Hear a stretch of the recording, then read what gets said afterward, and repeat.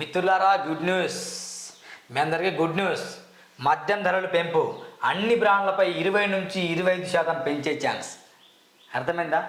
₹1 డీజిల్పై పెరిగితే, ₹1 పెట్రోల్పై పెరిగితే ధర్నాలు, రాస్తారోకలు, హడావుడి, ప్రతిపక్షాల దాడి, మొత్తం విపరీతంగా రోడ్లు బంద్ ఇట్లా చేస్తారు.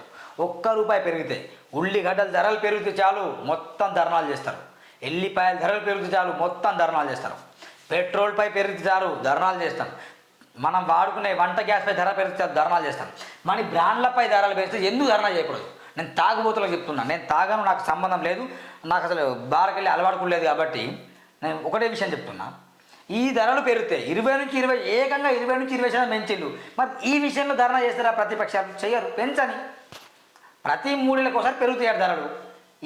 చాలామంది ప్రజలు ఏమనుకుంటారంటే, ప్రభుత్వం ఉచిత పథకాలు ఇచ్చింది, ఉచిత మహిళలకు బస్సు ఇస్తుంది, పెన్షన్ 4,000 ఇస్తుంది, ప్లస్ ఏమి ఇస్తుంది, మళ్ళా అనేక పథకాల కోసం డబ్బు పెడుతుంది అని, మా ప్రభుత్వం బాగుందిరని అని బీఆర్ఎస్ భజన పరులు బీఆర్ఎస్ చేయగొట్టాలి. ఇప్పుడు కాంగ్రెస్ భజన పరులు కాంగ్రెస్ పార్టీ చేయగొడతారు.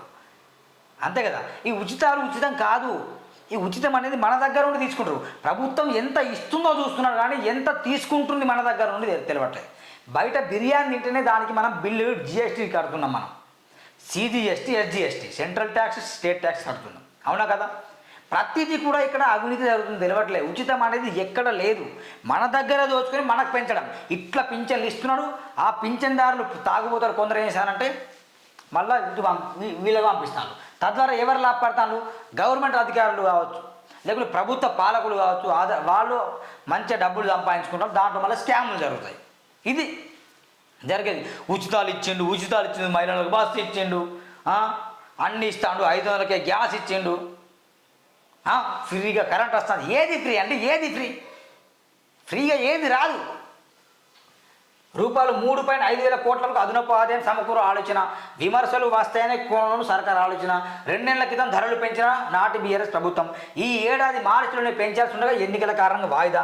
ప్రతి ఏటా లిక్కర్పై దాదాపు ₹37,000 కోట్ల ఆదాయం. ఏపీలో కొత్త ప్రభుత్వం ఏర్పడడంతో అక్కడి పాలసీలో మార్పు. తెలంగాణ సరిహద్దు జిల్లాలపై పడే ప్రభావం పైన అధ్యయనం. ఇది చూడండి ఎంత ఘోరం అంటే, బ్రాండ్లపై నేను ధర్నా చేస్తుంది ఈ విషయాన్ని. నాతో ఎవరైనా ధర్నా చేస్తారా? చేయరు. మీరు చేత కాదు. 20 నుంచి 20% పెంచు. తాగండి, ఊగండి, తినండి, తిరగండి, ఏమన్నా చేయండి, అయిపోయింది. ఈ ధరలు వేస్తారు. బయట బజ్జీలు చేస్తారు, దాని ముందు బజ్జీలు చేస్తారు, పకోడీలు చేస్తారు, వాళ్ళు ఆ ధరలు వేస్తారు. అయిపోయింది. ఎవరి లాభం వాళ్ళకి. ఇక ప్రభుత్వానికి ఆదాయం వస్తుంది. ఉచిత పథకాల వాళ్ళు డబ్బు పెడతారు, మళ్ళీ మనకే ఇస్తారు. మన బతుకులు ఇస్తే మన మారవు. తాగుబోతులు తయారు చేస్తున్న కాంగ్రెస్ పార్టీ ప్రభుత్వమే. ఎంత ధరలు పెంచినా తాగుబోతులు తయారవుతారు. దీని మీద ఎవ్వరు ధర్నా చెయ్యరు. ఇది నేను చెప్పే వాస్తవం. ఉచితాలు ఉచితం కాదు. వాళ్ళు ఎంత ధరలు పెంచినా వాళ్ళు దోచుకుంటారు తప్ప మన మీద భారం పడుతుందని నేను చెప్తున్నా. ఫ్రెండ్స్, దయచేసి గమనించండి. ఈ వీడియో షేర్ చేయండి.